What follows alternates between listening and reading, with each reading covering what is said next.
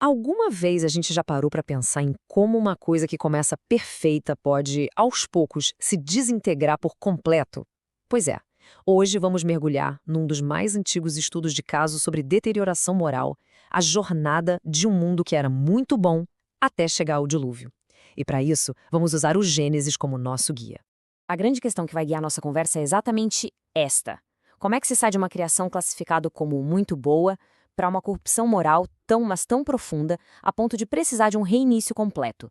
É exatamente essa trajetória que a gente vai investigar agora, passo a passo. Bom, para a gente conseguir entender a queda, primeiro a gente precisa entender qual era o ponto de partida, o auge, né? Vamos estabelecer aqui a nossa base de comparação. Como era o mundo no seu estado original, novinho e folha? Olha só, desde o primeiro ato da criação, a narrativa já estabelece um padrão. A luz é criada e a avaliação divina vem na hora. Era boa. E isso não é uma avaliação qualquer, neutra. É como um selo de qualidade de que tudo estava em ordem, com propósito. E sabe, essa avaliação não acontece uma vez só. Longe disso. Ela se torna uma espécie de refrão que ecoa por toda a criação. A cada novo elemento que surge, a terra, os mares, as plantas, o mesmo carimbo é colocado. Era bom.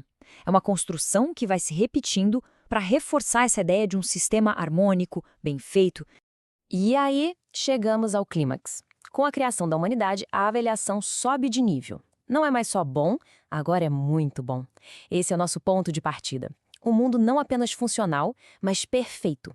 É importante guardar bem essa imagem, porque a queda que vem a seguir, nossa, vai ser brusca. Só que como em quase toda história, sempre tem um mas, né? Até o sistema mais perfeito tem uma vulnerabilidade.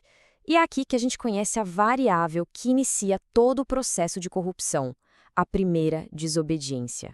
E isso nos leva, claro, à pergunta crucial que move toda a nossa análise a partir de agora. O que exatamente aconteceu para desviar essa trajetória que era para ser perfeita? E a resposta está aqui, clara e direta. De um lado, um comando divino bem específico. Dela não comerás.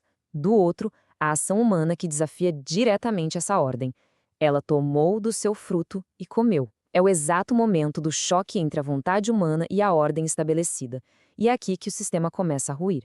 E olha, as consequências são imediatas e afetam o sistema inteiro. A própria terra, que antes era boa, agora é amaldiçoada. Aquele ambiente perfeito se perdeu.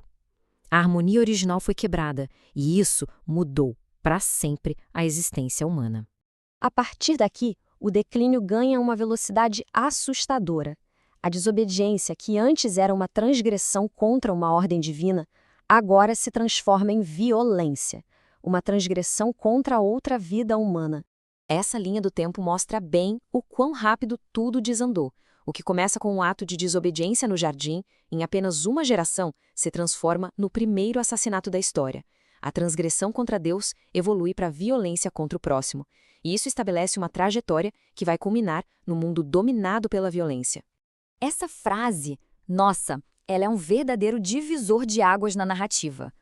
O problema agora não é mais um fruto que foi comido, é sangue humano que foi derramado. A própria terra, o palco da criação, agora é como se fosse uma testemunha que grita por justiça. A corrupção deixou de ser um conceito abstrato e virou uma mancha bem real no mundo.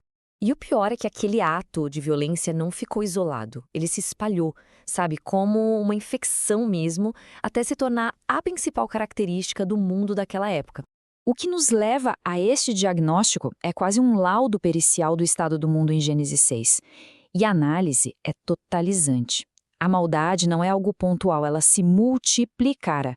A intenção não é de vez em quando má, ela é só má continuamente. E o resultado?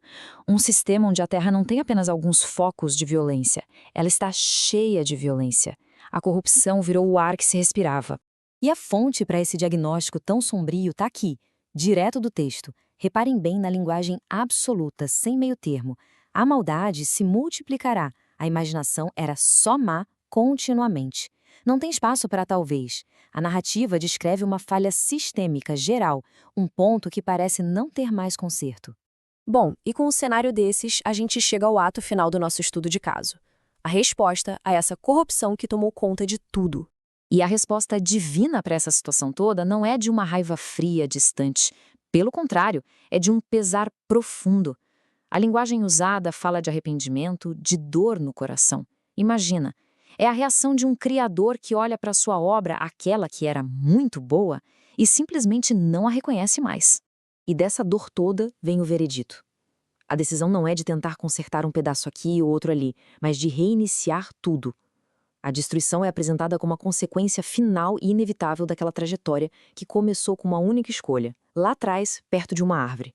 E nosso estudo de caso termina aqui, com esta pergunta que fica no ar.